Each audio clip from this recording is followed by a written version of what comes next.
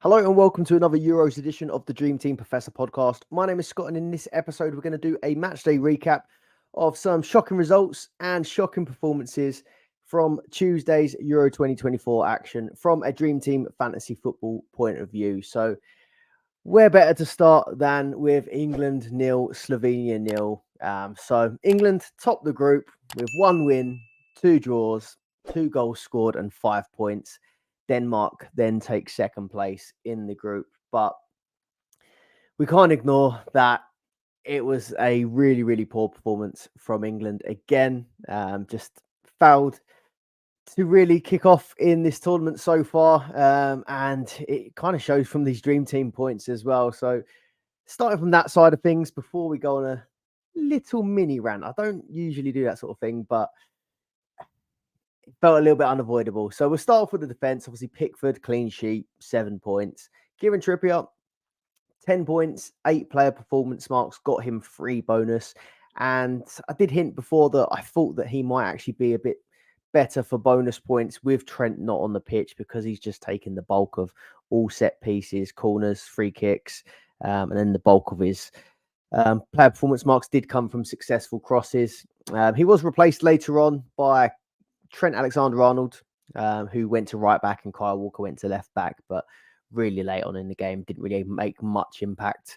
It was one big chance created from England with 73% possession, and Gallagher was the only change that come in for Trent Alexander-Arnold in that midfield, which made absolutely no difference to the team. And we saw that with Gallagher going off in the 45th minute.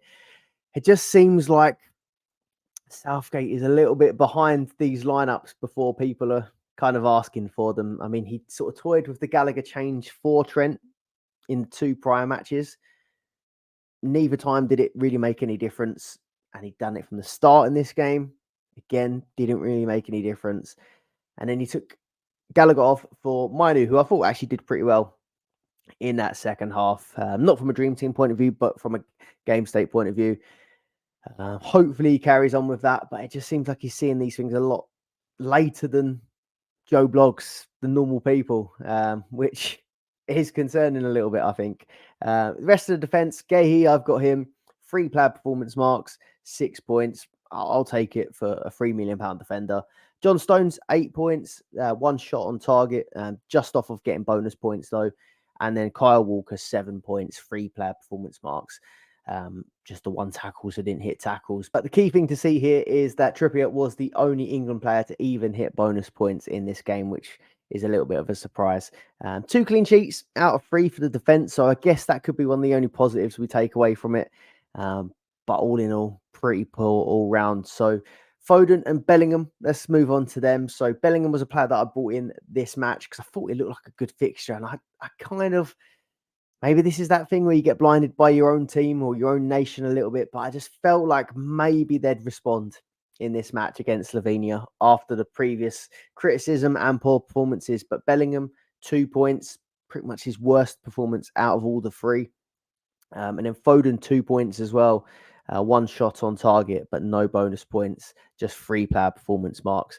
And the issue was just there with Foden and Bellingham again. So I think Foden looked like he had a better game. Foden probably looked like he had a worse game. And the only real difference that I could see is that they were switching between who took the central position and who took the left. So more towards the end, Bellingham ended up on the left wing quite a lot of the game, which again just seems another player pushed out where he doesn't belong. And funnily enough, when Foden came into the middle, he looked better. When Foden went out to when Bellingham went out to the left, he looked worse, and vice versa. It just really isn't working for that left-hand side. I feel like we played down our left-hand side to try and make it work more, but it just wasn't happening. Would love to see Gordon given a go on that left-hand side from the start, but I don't see him changing it. And Gordon was given a go. He was brought on in the 89th minute to give it a go, which, again, what's he going to do in that period of time? Granted, to him, he actually had probably created one of the better chances of the game in those few minutes that he was on. But it just makes you think, what could he have done if he was on for longer? So I would like him to change these things a bit sooner.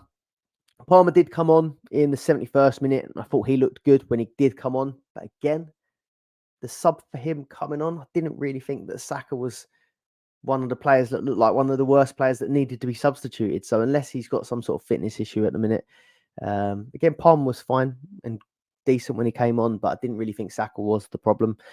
And like I said, Trent came on at right back, Walker moved to left back, either tactical or probably more likely because it was Trippier's struggling with this sort of calf injury.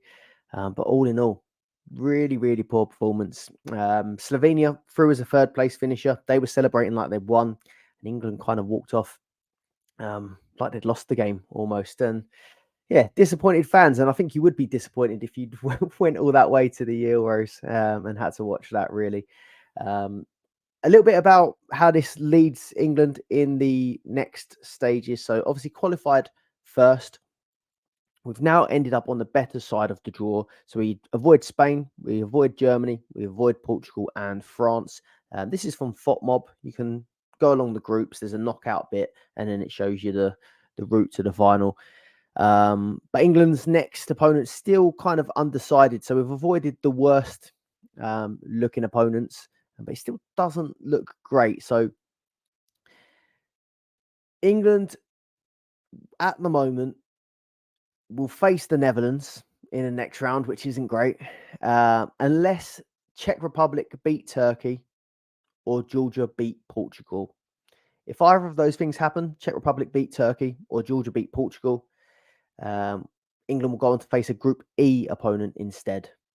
But obviously that group has also got to play out, so we don't know what's happening there yet. But there's data analysts Nielsen Grace note.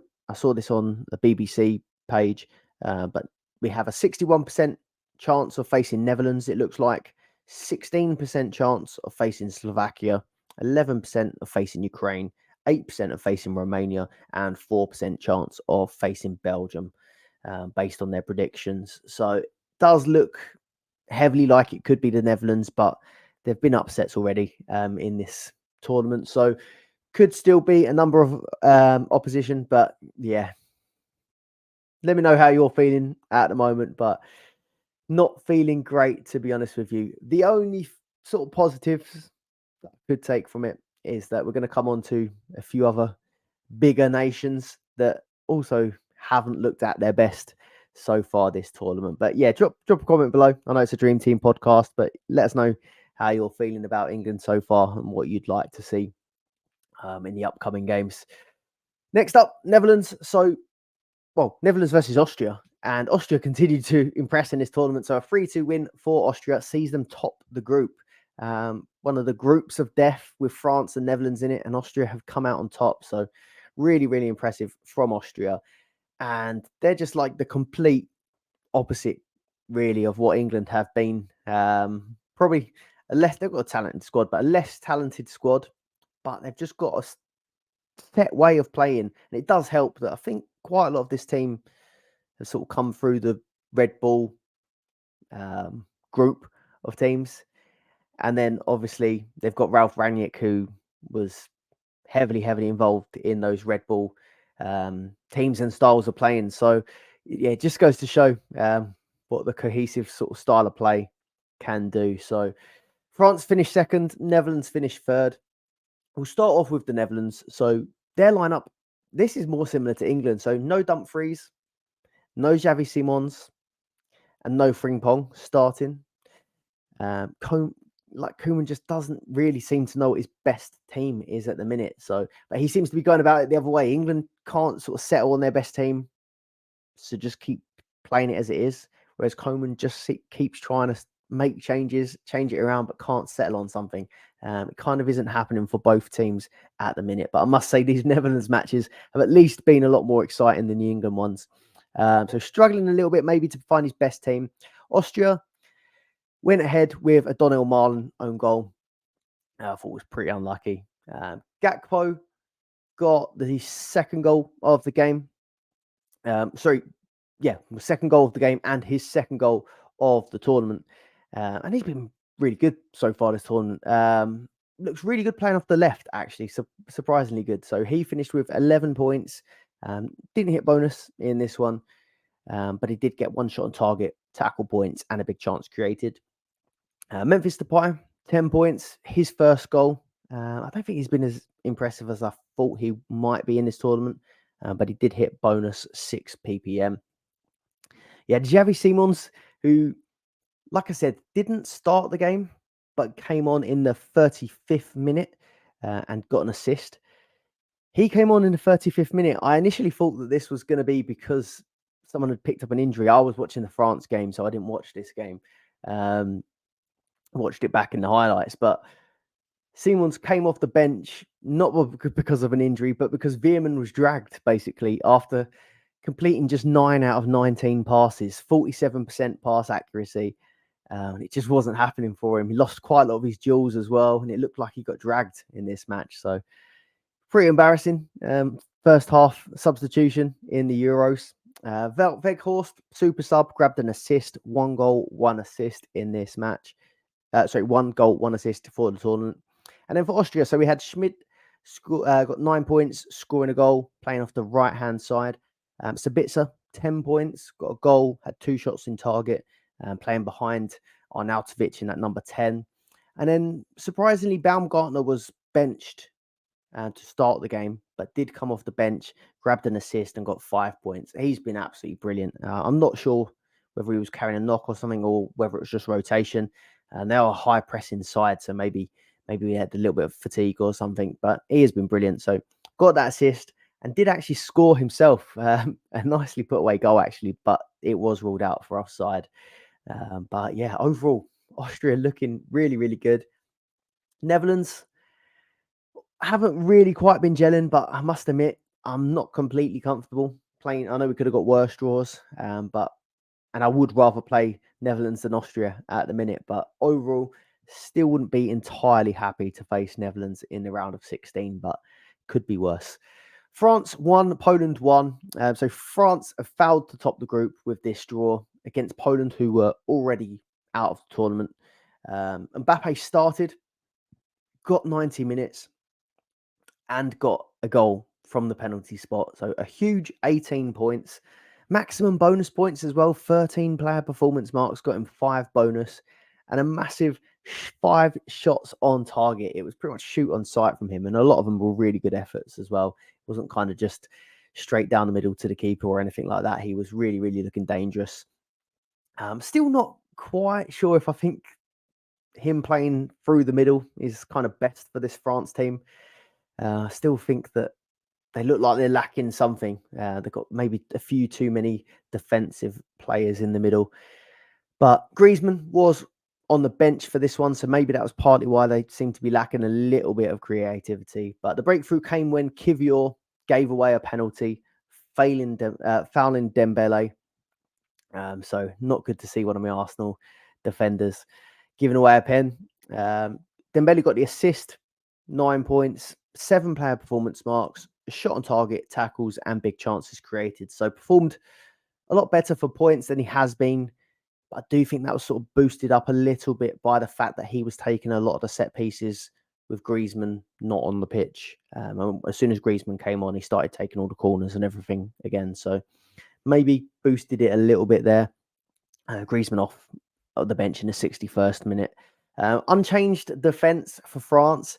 There was rumours that Saliba was going to be missing and Konate was going to come in, but turned out Saliba started. There was some talk online that Saliba didn't travel with the rest of them, travelled separately, apparently because of a drug test. I don't know if that was because someone just leaked the wrong lineup and was backtracking or whether or not it's true, but Saliba did go on to play. But the clean sheet was lost because of a penalty. That was a frustrating one, in my opinion.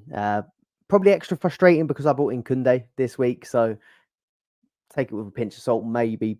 But I just think it's a ridiculous decision. So Maignan made a really good save for the penalty taken by Lewandowski, but the retake was sort of declared because Maignan came off his line, which I've got nothing wrong with the rule. Keeper comes off his line. It's a retake, unfair advantage.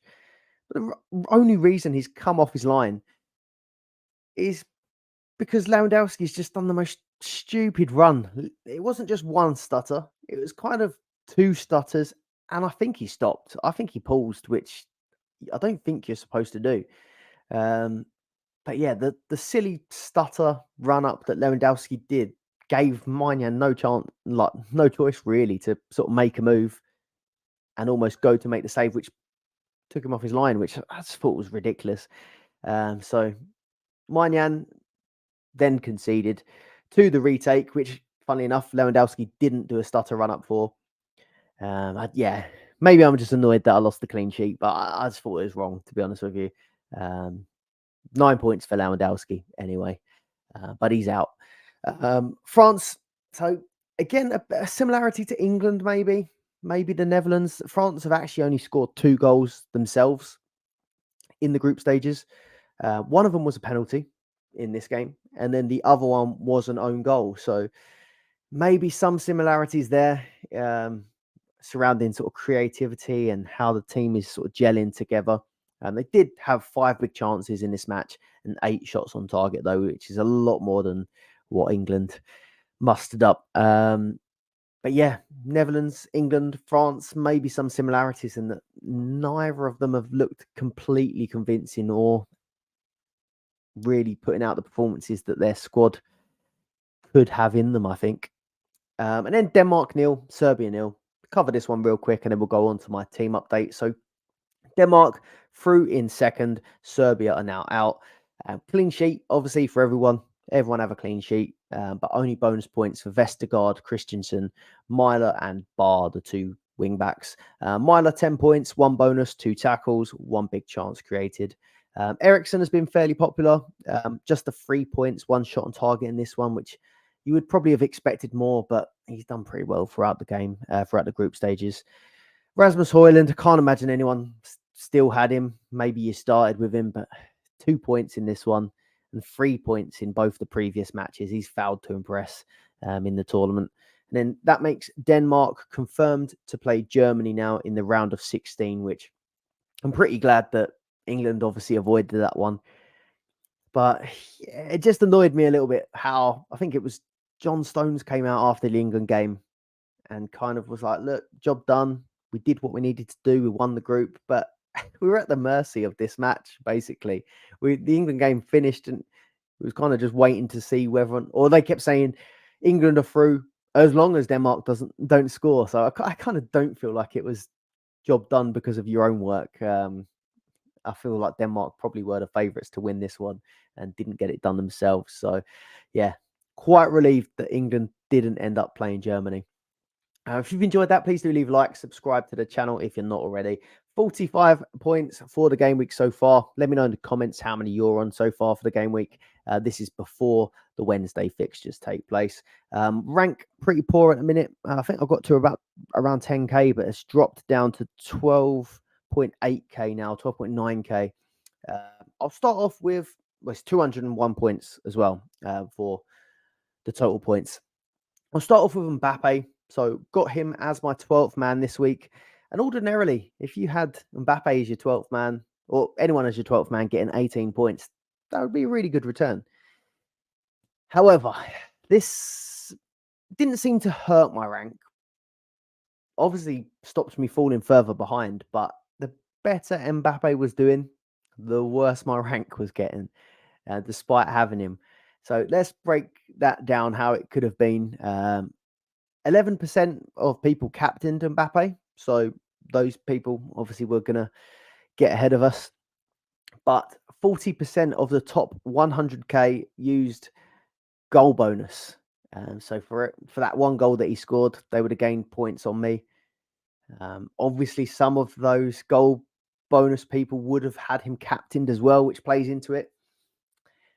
And then also 21.9% of the top 100k used max captain this week, which wouldn't have been covered in that initial 11% that captained him. So we're looking at over 30% captaincy for Mbappe, unless someone goes on to outscore him.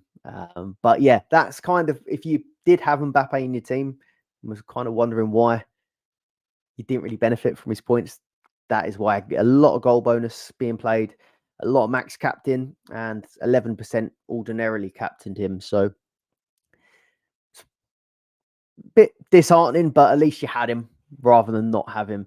But the problem is, I'm looking at it as a good thing that I had Mbappe as 12th man, but I 12th manned him because I wanted to budget elsewhere on the pitch. But I've got Bellingham here, who I also bought in this week, who got me 2 points. So that is really disappointing. If Bellingham had been the 12th man getting 2 points and Mbappe was in my team normally, obviously that would look a lot worse, even though it's exactly the same. So overall, probably not the best week, really. Gahey played 6 points. Like I said, 11 points from 2 matches, costing me 3 million. I think he's been good value since I bought him in.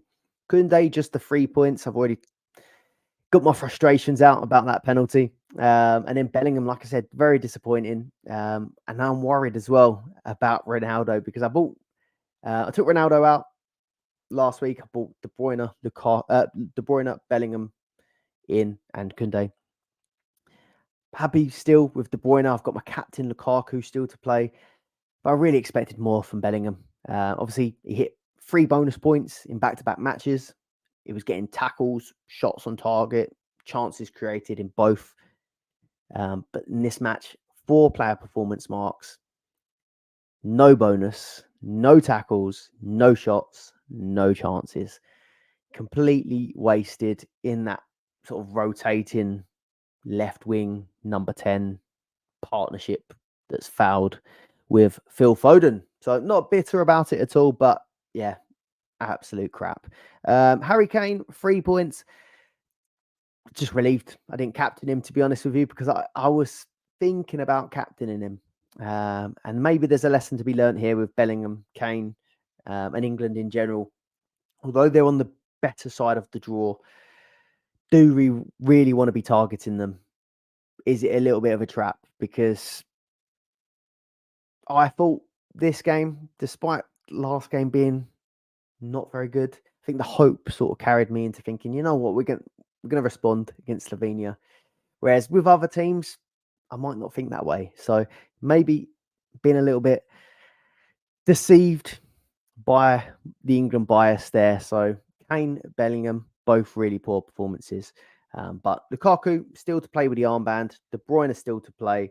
And then my main man, Dubravka in goal, still to play against Romania. That is everything for this episode. Thank you very much for watching. Like I said as well, let me know how you're getting on this game week, and let me know how you're getting on in the overall leaderboard, because I've seen quite a lot of good ranks out there. I'm doing pretty rubbish in my own league. I'm 88th out of 335 in the community league. So not terrible. But let us know if you're in the community league and you're absolutely smashing it. Get a comment in below. And I will see you on the next one. Goodbye.